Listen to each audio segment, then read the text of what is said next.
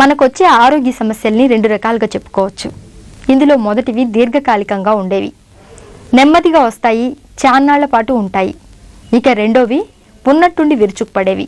వీటికి సరైన సమయంలో చికిత్స చేయించుకోకపోతే కొన్నిసార్లు ప్రాణాలకే ప్రమాదం కూడా. ఇలా ఉన్నట్టుండి విరుచుకుపడి ప్రమాదాల్ని కలిగించే శ్వాస సంబంధ సమస్యలేంటో, వాటికి ఎలాంటి చికిత్స అవసరమో ప్రముఖ పల్మనాలజిస్ట్ డాక్టర్ శ్యామ్ సుందర్ రాజ్ గారి మాటల ద్వారా విందాం.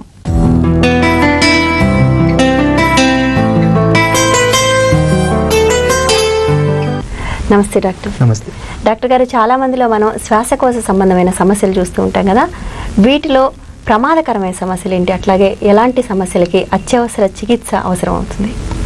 శ్వాసకోశ సంబంధమైన వ్యాధుల్లో ముఖ్యంగా ఈ బ్రాంకైటిస్, దీంట్లో అలర్జీ బ్రాంకైటిస్ అని, క్రానిక్ బ్రాంకైటిస్ అని, ఇవి ఒక్కోసారి ఉధృతంగా మారుతూ ఉంటాయి. అలాగే మామూలుగా వచ్చే ట్యూబర్క్లోసిస్లో కూడాను కొన్నిసార్లు కాంప్లికేషన్స్ రావచ్చు. అలాగే నిమోనియా కూడాను. అలాగే కొంతమందిలో ఈ పల్మనరీ థ్రాంబో ఎంబాలిజం అంటాం, అంటే రక్తపు గడ్డలు శ్వాసనాళాల్లో వెళ్ళి శ్వాసకోశాల్లో అడ్డుకోవడం. అలాగే కొంతమంది ఏదైనా పొరపాటున మింగాల్సింది అది గొంతులోకి శ్వాసకోశాల్లోకి వెళ్ళిపోతే అది ఫారిన్ బాడీ అని. ఇలాంటివే కాకుండా ఒక్కోసారి ఈ యాక్సిడెంట్స్ అనమాట, రోడ్డు ట్రాఫిక్ యాక్సిడెంట్స్లో కూడా ఈ శ్వాసకోశాలు దెబ్బతింటాయి. వాటి వల్ల సీరియస్నెస్, చాలా కాంప్లికేటెడ్ ప్రాబ్లమ్స్ వస్తూ ఉంటాయి. మీరు మొదట చెప్పిన ఆస్తమా, బ్రాంకైటిస్, వీటిలో ఒక్కొక్కసారి హఠాత్తుగా సీరియస్ అవుతూ ఉంటుంది కదండి, ఇలా ఎందుకు అవుతుంది? వాళ్ళకు ఎలాంటి చికిత్స చేస్తారు? కొంతమంది ఆస్తమా పేషెంట్స్కి ఈ వ్యాధి వాళ్ళకి బాగా ఉధృతంగా మారుతూ ఉంటుంది. ముఖ్యంగా ఈ వాతావరణ పరిస్థితులు చల్లబడ్డప్పుడు, అంటే ఈ వర్షాకాలం, శీతాకాలంలో కానీ, లేదా జలుబు చేసిన తర్వాత కానీ, లేదా కొంతమందిలో ఈ స్మెల్స్ ఏమన్నా స్ట్రాంగ్ స్మెల్స్ చూసిన వాళ్ళకి కానీ, అగరబత్తి కానీ, లేదా మస్కిటో రెపెల్లెంట్స్ కానీ, లేదా ఇంట్లో దుమ్ము కానీ బూజు కానీ దులిపినప్పుడు వాళ్ళల్లో ఈ అలర్జీ వ్యాధి ఎక్కువైపోతుంది. వాళ్ళలో బాగా సీరియస్గా అయిపోవడం, దగ్గు, ఆయాసం, పిల్లికూత ఇలా రావడం, వాళ్ళకి ఈ నెబులైజర్స్ కానీ, ఆక్సిజన్ కానీ, హాస్పిటల్ అడ్మిషన్ కూడా కొంతమందిలో అవసరం పడుతూ ఉంటుంది. అట్లాగే టీబీలో కూడా మందులు వాడుతూ ఉండి సరిగా ఉన్నప్పుడు కూడా ఒక్కొక్కసారి హఠాత్తుగా సీరియస్ అవుతూ ఉంటుందండి, ఎందుకు అవుతుంది అట్లా?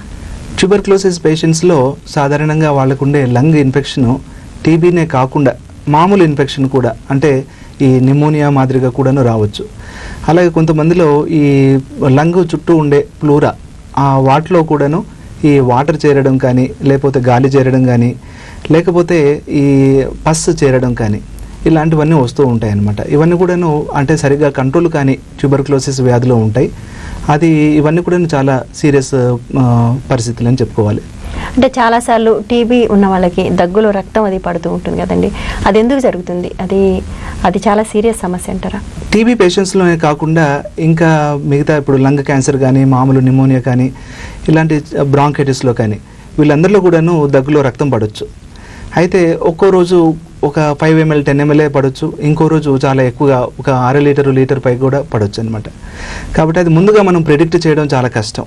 కాబట్టి దగ్గులో రక్తం పడుతుంది అనగానే దాన్ని వెంటనే మనం అత్యవసర పరిస్థితిగా గమనించాలి. దానికి సరైన ట్రీట్మెంట్, ముఖ్యంగా ఏ జబ్బు ఉంది, ఎంత సీరియస్గా ఉంది, అలాగే ఆ జబ్బుని కంట్రోల్, అంటే ముఖ్యంగా రక్తం కంట్రోల్ చేయడానికి తీసుకోవాల్సిన మెజర్స్ ఏమిటి అనేది మనం వెంటనే గమనించాలి. అంటే నిమోనియా కూడా ప్రమాదకరంగా మారుతుందని ఇంతకుముందు చెప్పారు కదండి, దాని గురించి కొంచెం వివరంగా చెప్తారా?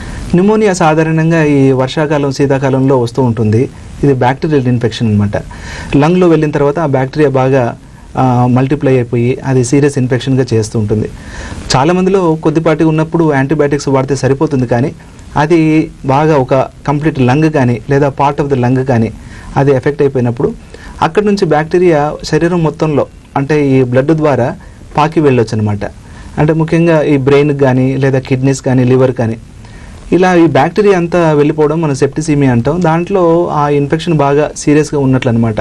మీరు ముందుగా మాట్లాడుతూ యాక్సిడెంట్లలో కూడా శ్వాసకోశ సంబంధమైన అత్యవసర పరిస్థితులు ఏర్పడతాయని చెప్పారు కదండి, వాటి గురించి కొంచెం వివరంగా చెప్తారా? చాలా మటుకు ఈ రోడ్డు ట్రాఫిక్ యాక్సిడెంట్స్లో కొన్నిసార్లు ఏమో మూగ దెబ్బలుగా ఉంటాయి, ఛాతీ మీద అసలు ఏమాత్రం దెబ్బ కనిపించదు. మరి కొంతమందిలో ఇంజురీస్ కనబడతాయి. అయితే మూగ దెబ్బలైనా, ఇంజురీస్ కనిపించిన లోపల ఒక్కోసారి ఈ శ్వాస నాళాలు రప్చర్ అయిపోవడం, లేదా శ్వాసకోశాల చుట్టూ ఉండే పొరల్లో గాలి కానీ లేదా బ్లడ్ కానీ లేదా నీరు కానీ చేరడం జరుగుతూ ఉంటుంది. అలా జరిగితే ఆ ఊపిరితిత్తి సరిగ్గా పనిచేయకుండా వాళ్ళకి శ్వాస సంబంధమైన ఇబ్బంది కలుగుతుందన్నమాట. వాళ్ళు గాలి సరిగా తీసుకోలేరు. అలాగే బ్లడ్డే కనుక జమ అయిపోతూ ఉంటే వాళ్ళకి మామూలుగా ఉండాల్సిన రక్త ప్రసరణ సరిగా జరగదు. బ్లడ్ ప్రెషర్ బాగా తగ్గిపోతూ ఉంటుంది. కాబట్టి ఆ బ్లడ్ అనేది మనం లీక్ అవుతున్నట్లుగా ఒకవేళ మనకు తెలిస్తే దాన్ని వెంటనే మనం దాన్ని కంట్రోల్ చేయాలి.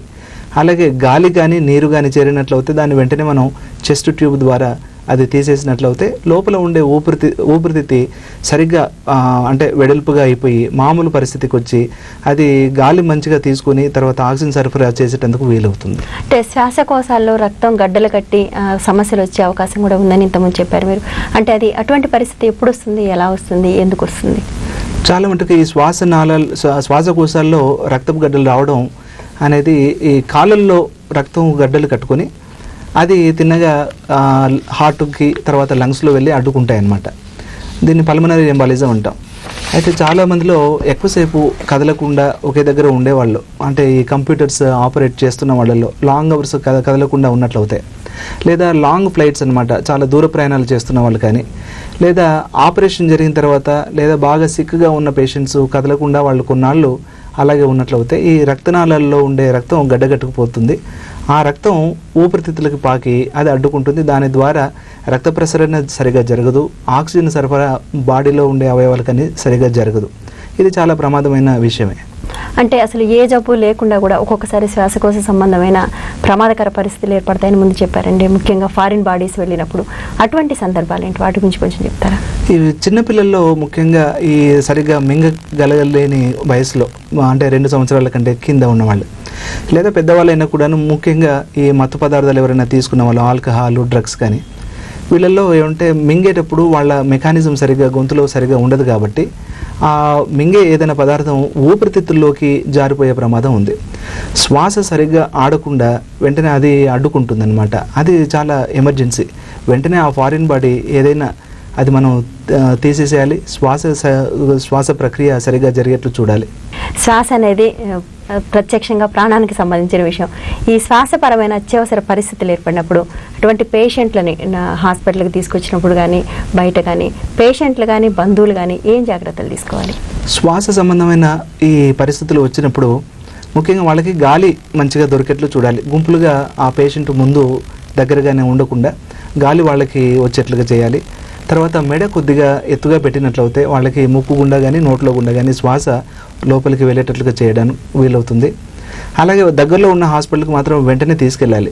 ముఖ్యంగా ఈ దగ్గులో రక్తం వచ్చిన వాళ్ళని వెంటనే ఇంటి దగ్గర కానీ ప్రయాణంలో కానీ చేయాల్సింది ఏమిటంటే వాళ్ళని ఏ వైపున జబ్బు ఉందో ఒకవేళ ముందే తెలిస్తే ఆ వైపుని పడుకోబెట్టడం.